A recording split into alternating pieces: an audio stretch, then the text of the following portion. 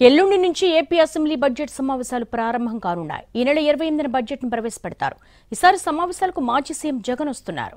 Super 6 హామీలు, ప్రభుత్వ వైఫల్యాలపై ప్రభుత్వాన్ని నిలదీయాలని నిర్ణయించారు.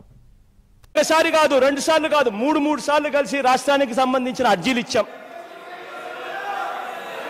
మేము చేయవలసిందంతా మేము చేశాం. కానీ మీరు ఒకవైపునేమో ప్రజలను మోసం చేస్తూ పోతారు, చక్కగా డ్రామాలు ఆడతారు, మళ్ళీ ఆరోపణ చేసేదేమో జగన్ ఉన్నాడు కదా, జగన్ మీద ఆరోపణ చేయండి. వాహా, ఎంత చక్కటి డ్రామా అబ్బా! ఇదే చంద్రబాబు నాయుడు గారికి నేను సవాలు విసురుతా ఉన్నా, ఛాలెంజ్ చేస్తా ఉన్నా. నిజంగా బీజేపీ మీకు అన్యాయం చేసింది, రాష్ట్రానికి అన్యాయం చేసిందని మీరు అనుకుంటా ఉంటే ఎందుకు మీరు మీ మంత్రి పదవులను అక్కడి నుంచి ఎందుకు తీసుకొని రావడం లేదో చంద్రబాబు నాయుడు గారిని గట్టిగా నేను నిలదీస్తా ఉన్నా. దమ్ము ధైర్యము ఉంటే మద్దతు ఉపసంహరించుకోండి. దమ్ము ధైర్యము ఉంటే ఇక్కడ మీకున్న మంత్రుల్లో, బీజేపీ తరఫున ఉన్న మంత్రుల్లో ప్రస్తావన చేయండి. దమ్ము ధైర్యం ఉంటే. మీ మామ ఎన్టీ రామారావు గారు మీ గురించి తన బుక్ లో రాసిన మాట ఏందో తెలుసా? మీ అంత అవినీతి పరుడు రాష్ట్రంలోనే కాదు దేశంలో ఎవడు లేడన్నారు మీ మామ ఎన్టీ రామారావు గారు. కమ్యూనిస్టు పార్టీలు మీ గురించి రాస్తూ బుక్ చూపించారు. ఏమన్నారో తెలుసా?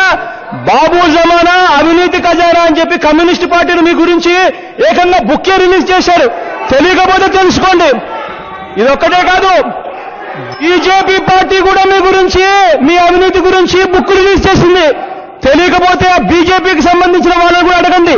ఆ బుక్ కూడా వాళ్ళు ఎప్పుడు రిలీజ్ చేయాలి? గవర్నర్ స్పీచ్ అయిపోయిన తర్వాత ఇద్దరు ఒకరు కాదు ఇద్దరు మాట్లాడిందే 2.5 గంట సేపు నుంచి మాట్లాడిందే.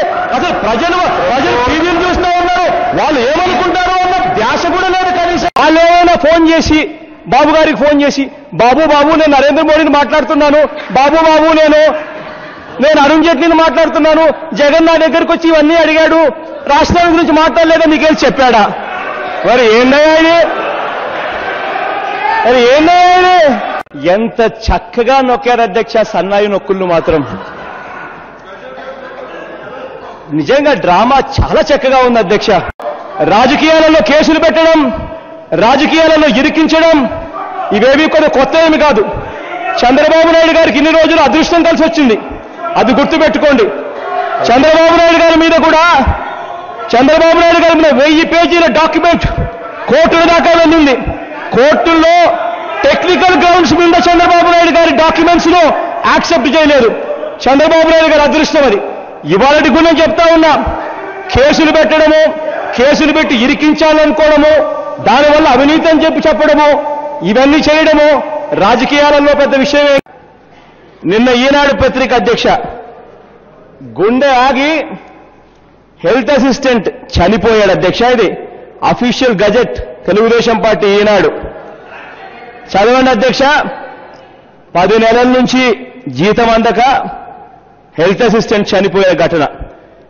చంద్రబాబు నాయుడు గారు ముఖ్యమంత్రి అయిన తర్వాత బాబు వచ్చాడు, ఉన్న జాబులు ఊడబెరుకుతున్నారు.